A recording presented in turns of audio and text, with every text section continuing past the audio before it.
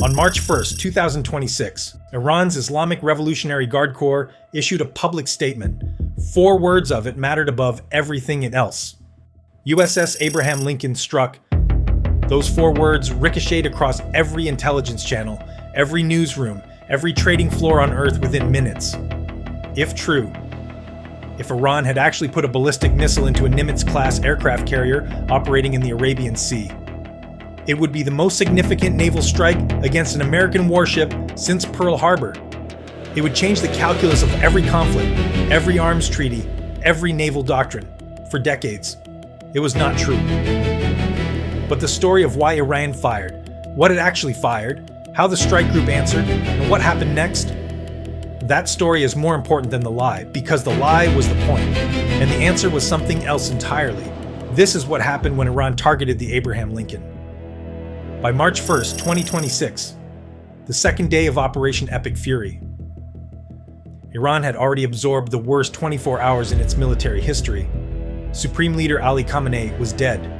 His defense minister and IRGC commander were dead, confirmed by the IDF and Iranian state media. More than 900 US strikes and 500 Israeli strikes had dismantled its radar network, targeted its ballistic missile storage infrastructure, and, according to CENTCOM, sunk 9 Iranian warships on day 1 alone. Iran needed something. Not a military victory. Those were no longer available to it. It needed a narrative. The IRGC issued a statement carried by local Iranian media warning that the land and sea will increasingly become the graveyard of the terrorist aggressors. And then, the US aircraft carrier Abraham Lincoln was struck by 4 ballistic missiles. The IRGC claimed its strikes against US forces had entered a new phase. Iranian state television went further.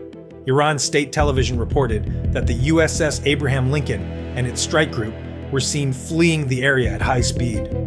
The drone carrier Iris Shahid Bagheri, Iran's most capable naval asset, commissioned just weeks earlier, was described by state media as having coordinated the strike.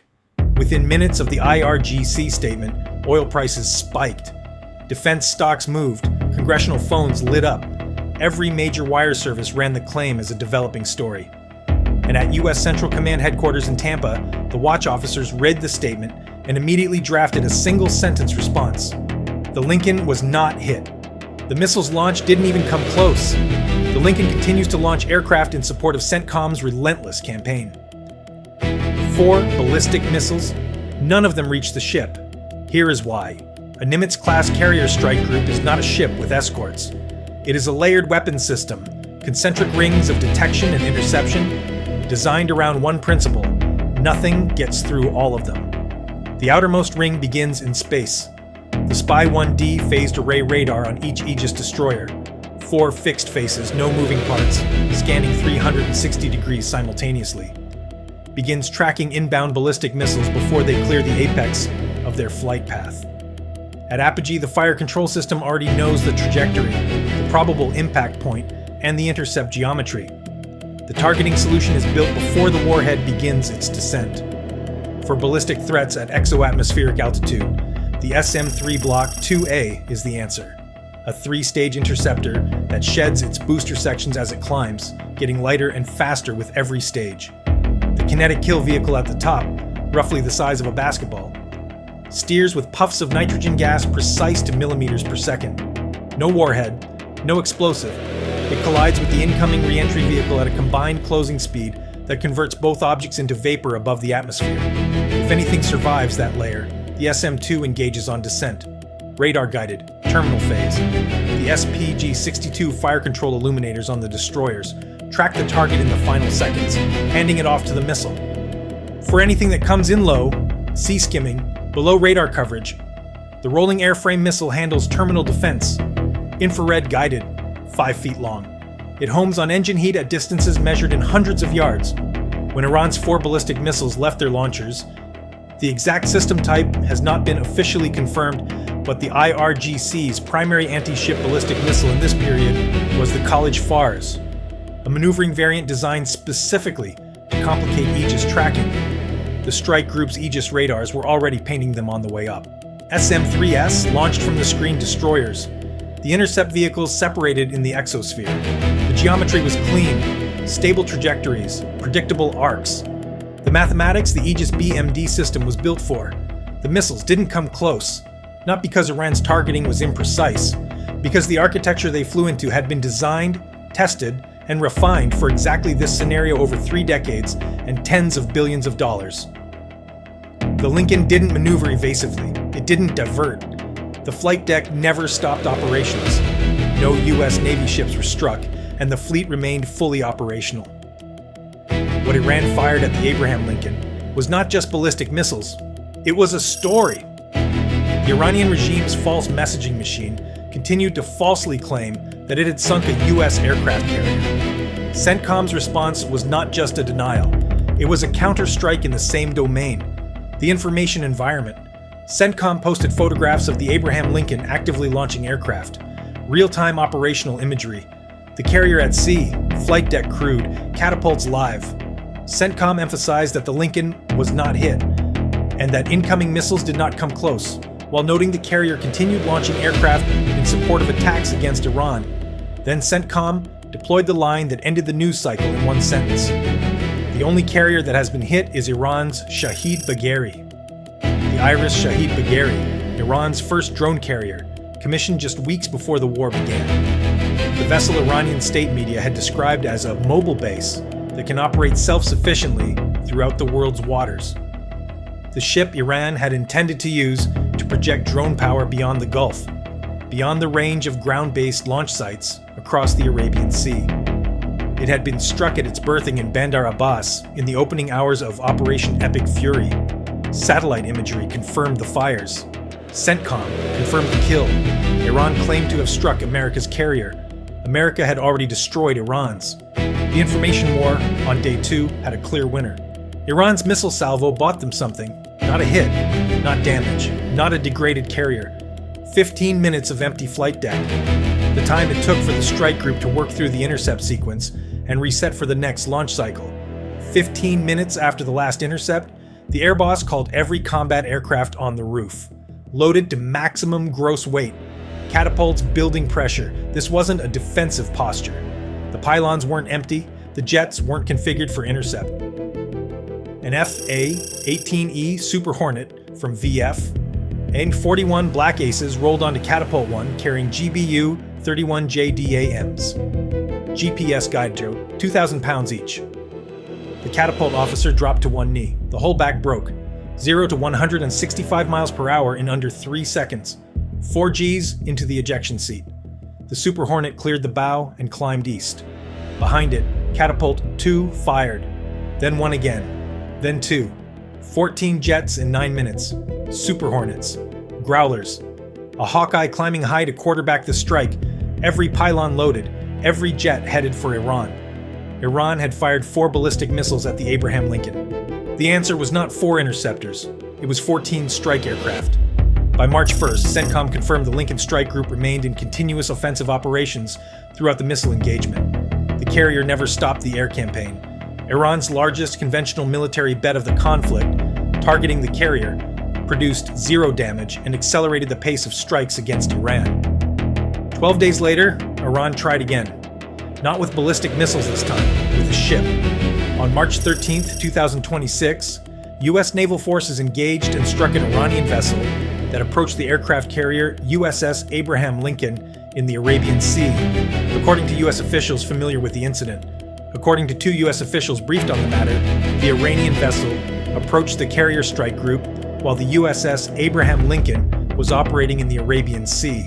A U.S. Navy surface combatant escorting the carrier attempted to engage the vessel using its Mark 45 5-inch 54 caliber naval deck gun, firing several rounds toward the approaching craft.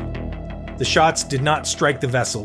CBS News reported that one Iranian vessel came close to the USS Abraham Lincoln, and U.S. officials said the U.S. strikes missed the Iranian ship multiple times.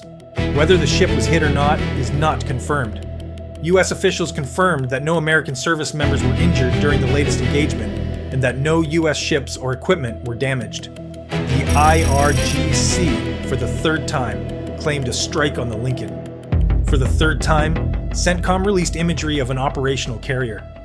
Following the engagement, Iran's IRGC issued a separate statement claiming that Iranian forces had launched a precision drone and ballistic missile strike targeting the USS Abraham Lincoln, with Iranian state media asserting that the attack caused significant damage, allegedly rendering the ship non-operational and forcing the strike group to withdraw at high speed. The Pentagon and CENTCOM stated that the reports were inaccurate and released a recent photograph of the carrier at sea, indicating that the Abraham Lincoln Carrier Strike Group continues to operate normally and support Operation Epic Fury. This was not a military strategy. It was a media loop. Fire, claim a hit, get denied, repeat. The question is why? Iran was not confused about whether its missiles hit the Lincoln. The IRGC's own telemetry would have shown missed data.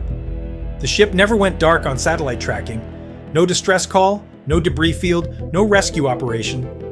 The claim was deliberate, and its audience was not the international press. It was the Iranian public. A population that had watched its supreme leader killed, its navy sunk, its air defenses dismantled, and its missile stockpile degraded, all in under 2 weeks.